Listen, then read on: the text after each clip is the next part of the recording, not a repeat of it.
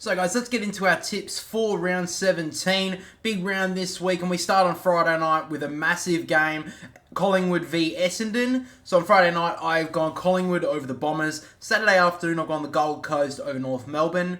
Western Bulldogs over Port Adelaide. Geelong over Hawthorn. Saturday night, I've gone Carlton over the Giants. Fremantle over Richmond. And on Sunday, I've gone Melbourne over the West Coast Eagles. The Swans over St Kilda. And then the Lions against the Crows. Now, my brother has been lovely enough to give us his tips as well. So he has gone this week, Collingwood to beat the Bombers, Gold Coast to beat North Melbourne, the Bulldogs to beat the Power, Geelong to beat Hawthorn, Carlton to beat the Giants, Fremantle to beat Richmond, Melbourne to beat the West Coast Eagles, the Swans to beat St Kilda, and then finally the Lions to beat the Crows. So we both have gone the same this week, but of course he did give me his breakdown of the tips this week, and I have done so as well. So, first game we'll talk about is Collingwood up against Essendon. It's a massive game. Both teams fighting for a top 4 spot, of course. Collingwood just last week with the loss against the Gold Coast are out of the top 4. But they are only one win away if they can win against Essendon this week. So I think the main reason why I have gone Collingwood is because of their form. Just a little bit shaky at the moment, the Bombers. I'm just a little bit concerned about them. Hopefully, for their sake, they don't just drop off the face of the earth like they did sort of last year. They still sit in 4th spot, but their percentage is very poor. Essendon, they've got only a 99%. My brother has actually brought up a pretty good point, which is the fact that Collingwood have proven that they can beat top 8 sides this year, while Essendon have not. A very good point as well. I think that Collingwood, they'll be getting some players back hopefully this week. I think against the Gold Coast up there, it's a really hard game. And they almost stole that. So I still think Collingwood are in very good shape. And when they get more players back, they'll be more than fine. But I just think that Collingwood, just a little bit more class, and they'll be a little bit better here. Bulldogs versus the Power. This is in Adelaide. So on the AFL tipping, it does say that 65% of people are picking Port Adelaide, which I find very surprising, to be honest. Port Adelaide have an okay record against the Bulldogs in Adelaide, but at the moment, Port Adelaide have just not been very good at all, obviously. And, even though they won against St Kilda last week, it was a pretty poor performance. They just got over the line. They didn't even kick a goal in the last quarter. They just held on. And against most other teams, I don't think they would have held on in that game. So, look, it's a win, and that's what they got to do. They are still in the 8th, Port Adelaide, in 7th spot. I don't think the ladder positions really matter here. I think that the Bulldogs are just in way better form. They've finally found some consistency, which I think is really good to see. And my brother has said the fact that the Western Bulldogs are playing better, but with the likes of Norton, Ugelhagen, and Darcy playing up at forward, they'll just stretch the tall defenders of Port Adelaide. And I did like the move of Rory Lobb last week going back, so I think that's definitely a good move that they should persist with, the Bulldogs. So that's where I'm kind of looking for on that game. Another one I want to take a look at here was the Cats up against Hawthorn. So this one's, I think, going to be a very interesting game. I don't remember the last time that Hawthorn have had to play Geelong down in Geelong. Let me know in the comments if you actually know. Hawthorn are in great form. They've won their last 5 games. They're in some great form, Hawthorn. But, of course, me and my brother both picked Geelong, and it's a very similar reason. So he's gone with the fact that it'll be a close game, but home ground advantage is the reason for Geelong. And Geelong seemed to have played a lot better last week without Hawkins up front. So I do think that's an interesting look at it. I do think, though, that the Cats last week, they have a very good record against Essendon. So maybe that was another factor of why Geelong were a lot better last week. My only reason, really, is the fact that it's played in Geelong. In Hawthorn, I don't remember the last time they've played down there. Like, playing on the MCG and Marvel most of the time, Hawthorn may struggle down in the very skinny ground of Kardinia Park. So I'm actually just going to go Geelong basically on that point, that they won't know the ground too well and they may struggle. But who knows? I think on form alone, I think Hawthorn should be favourites here. But if this was played anywhere but Geelong, I would be picking Hawthorn. But yeah, at this stage, because it's down in Geelong, I just have to go with the Cats.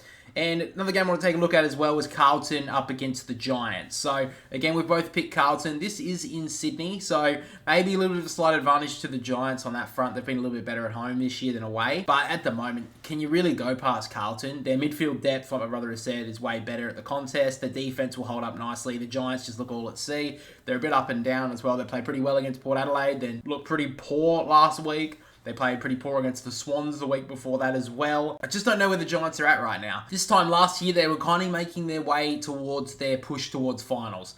At the moment, they look like they're nowhere near that. I think that Harry Mackay and Curnow may be held in this game because the Giants have a very solid defense. But if Carlton's midfield get on top, which I expect that they will, I think this is where the game's going to well and truly be won. I think that Carlton's midfield is far and above beyond the best midfield Carlton right now.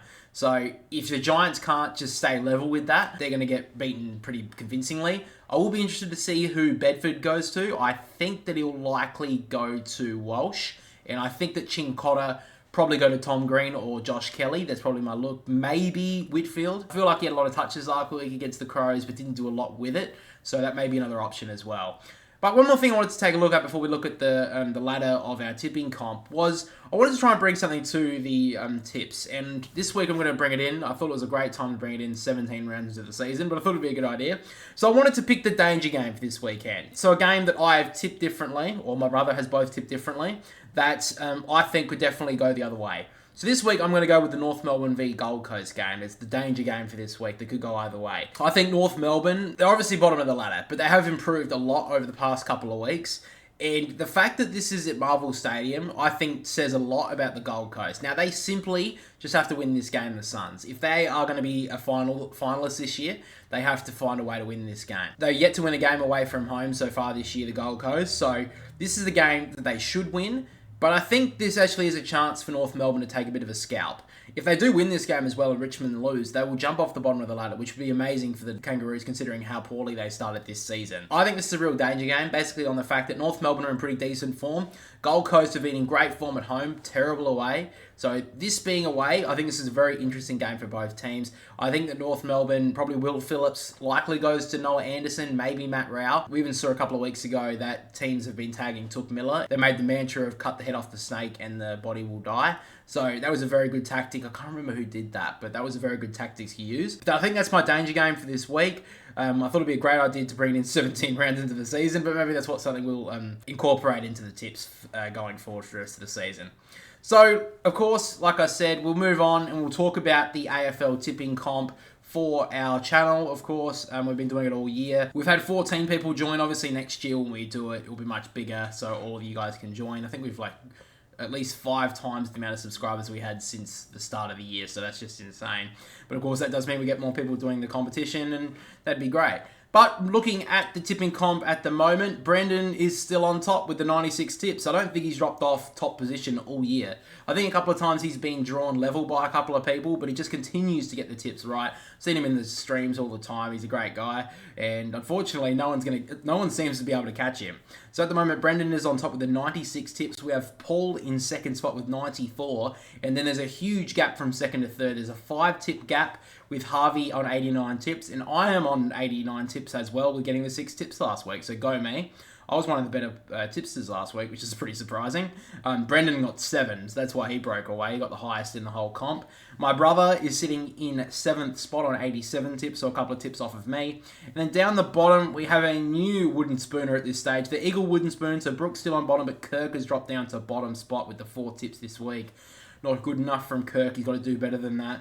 But sitting in 4th spot at the moment. Maybe I can make a late charge. I am, 7 tips off the pace with 7 or so rounds to go. So it's going to be pretty tough for me to try and steal top spot from here. But at this stage, Brendan and S is still on top on the AFL tips.